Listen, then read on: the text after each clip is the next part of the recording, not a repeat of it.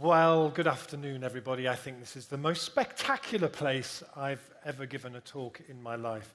And yeah, thank you so much for coming. And I'm going to share some pictures with you. So I need to go through these things, I think. No, what's that? Oh, yes. How do I go backwards? This is all very... So you're getting a sneak peek here. Okay, so I'm going to talk about imagination, and I'm going to talk a little about the future. The Institute for the Future in Palo Alto, on their window, it says, any useful statement about the future should at first seem ridiculous.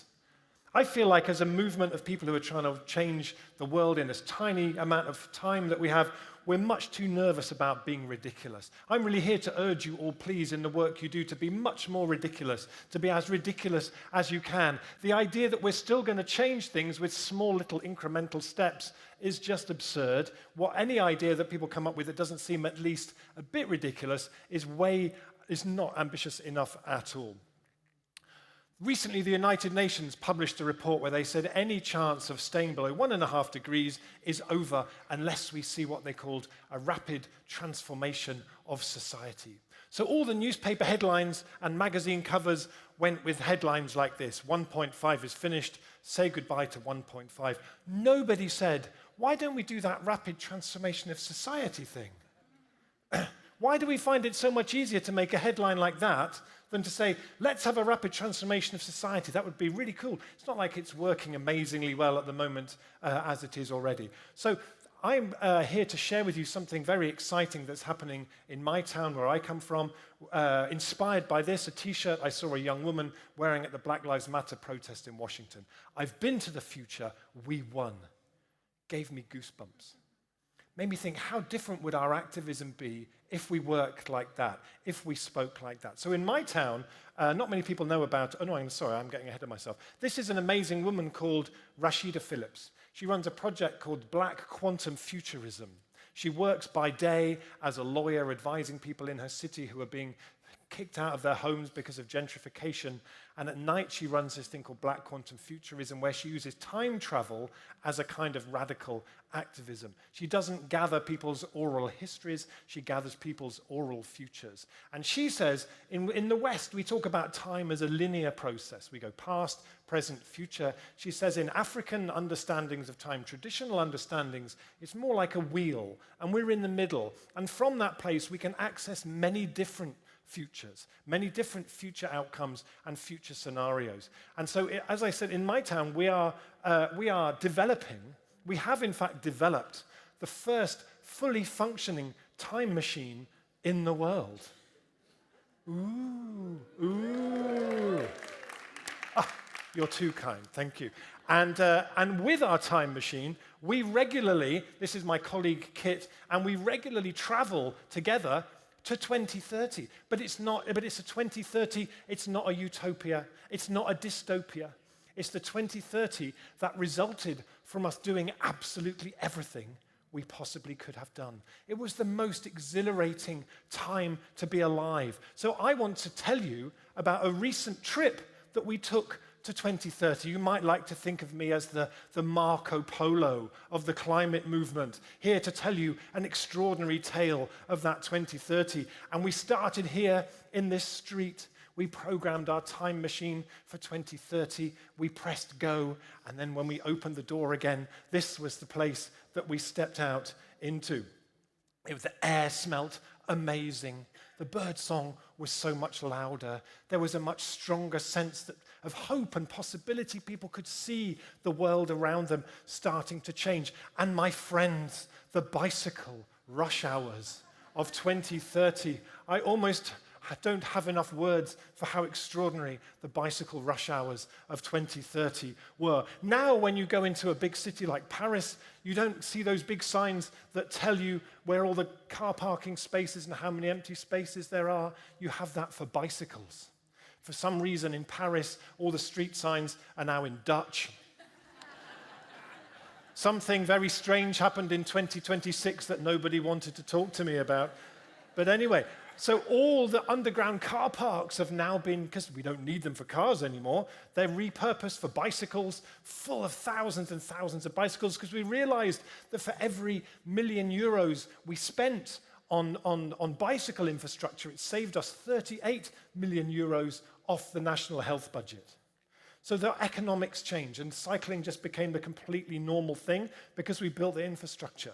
One of the things that I love to see was that now in 2030, when we build new buildings, we hardly use concrete at all anymore, because in 2023, it was responsible for 9% of carbon emissions. Now when we build using materials from where we are. We build using materials from the region we visited. This building built using entirely structural timber. If you stood on the top of here, you could see where those trees came from.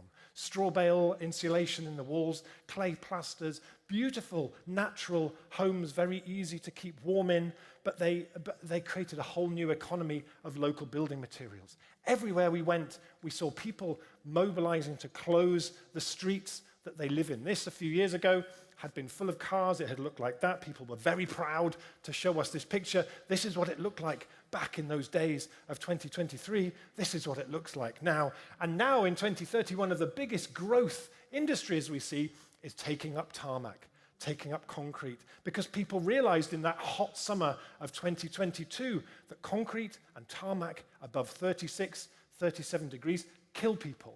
And we had to get rid of it, and it led to cities that were so much more, the air was fresher and so much more diversity in those places. So when we look back from 2030, back to 2023, what were the things that we could already see happening that were the beginnings of this? People had started to draw the future. This is a man called James Mackay, his beautiful drawings of the future that started to create longing. And for me, one of the things we don't talk about anywhere near enough in the work we do is around longing. Don DeLillo, in his book, The Underworld, said, longing on a large scale is what makes history. Longing on a large scale is what makes history. The work that we do has to cultivate longing. I said to somebody the other day, if the fifth Harry Potter book had been called Harry Potter and the Race to Net Zero, I don't think it would have done very well. It's not a very exciting story, is it? Actually, we need to have much more exciting things to run towards. This is another of his pictures, which is just beautiful. Extinction Rebellion in 2019 closed Waterloo Bridge for a week. They turned it into a forest. I call this a pop-up tomorrow. How do you take a place that people know really well and give people a taste of how the future could be in 2023? Recently, a group of activists rewilded Trafalgar Square for a day. How can you take places that people know really well and give them that kind of taste? And the transition movement, which I'm one of the people who's involved with that, which you can find in thousands of places, 50 countries, many places here in France as well, is the people who are just getting on with it, just starting now, planting the trees like this incredible transition group who've planted food forests all around their town. It's people who are just not waiting for permission, just starting to create that future in such a way that people can see it and experience it.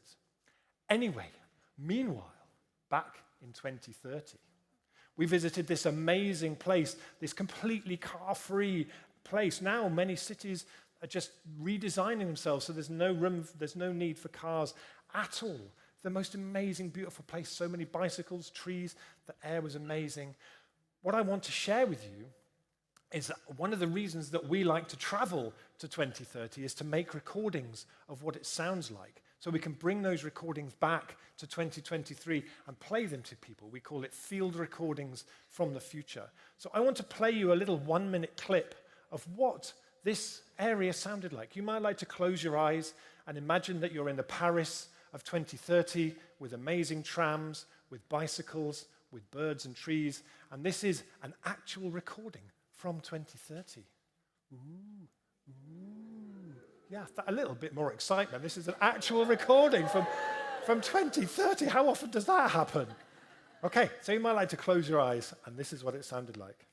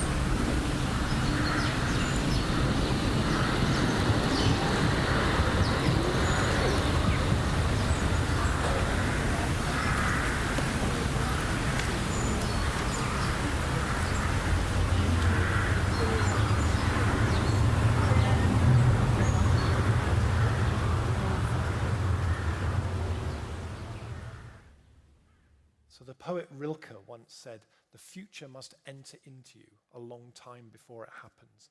And I think we need to find all the creative ways that we can do that.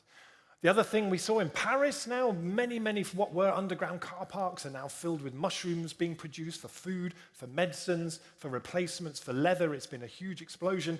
This was a place that we went to visit where a school that had been designed by the kids. The kids had been involved in designing their own school. And as it turns out, when you ask children to design their own school, they like to have a rainforest in the middle of the school. One of the things that we found as well was that by 2030, we had developed the humility to realize that beavers were much better hydrological engineers than human beings. And so all the uplands have now been left to beavers who have restored it. Huge explosion in biodiversity, huge amounts of water stored. Democracy is now much more based around citizens' assemblies, for all big decisions are made using citizens' assemblies at all the different scales. Most cities now have a civic imagination office, a place that facilitates people to come together and be really imaginative in how they vision the future. This was a place that we visited where the municipality had bought this land to create a food garden to produce all the food for all the schools in this place. Now, 80% of all the food eaten in the schools comes from this garden, and they found that it led to a huge change in the culture of the kids, of the families, and this model has now spread everywhere. Sodexo went out of business in 2027 because the year after Total, and because this was the new model that was needed, and it just spread everywhere like wildfire. One of the places that had really kicked this off was Liege in Belgium, who in 2014 had the question, what if in a generation's time the majority of food eaten in Liege came from the land closest to Liege? By 2018, they'd already raised 5 million euros from local people and started 27 cooperatives. By 2030, this model had now spread absolutely everywhere, became the new normal, and the renewable energy that was needed, more than half of it was in community ownership. So the communities owned from it, the communities benefited from it, and everywhere we went, there was that sense of excitement and delight about what's happening. Of course, to step back into 2023 for a minute, as William Gibson said, the future's already here, it's just not evenly distributed. Everything that we need to know, we're not waiting for anything. All of these things already exist. This is in Amsterdam, Utrecht, Geneva, Rotterdam, Grenoble, which is not an easy thing for an English person to say, Madrid, Lausanne in Switzerland, Freiburg in Germany, Paris, Bologna, and I didn't even tell you those stories, Montsartou near Nice, Liège. Everything is already there that we need. So just to finish off, what I do in my work is around this question of how do we cultivate longing? How do we find those ways that help people to step into that future in such a way that it creates a new North Star for them? One way is through comics. I'm starting to work with an amazing Belgian cartoonist to create a comic book about our adventures to 2030. I'm doing this music project where we're making music that uses these field recordings from the future as a really immersive thing. How do we use music to create nostalgia for the future? So I think I've run out of time to tell you that story. But so I'm just going to say thank you very much. It's been beautiful traveling to 2030 with you, and power to the imagination.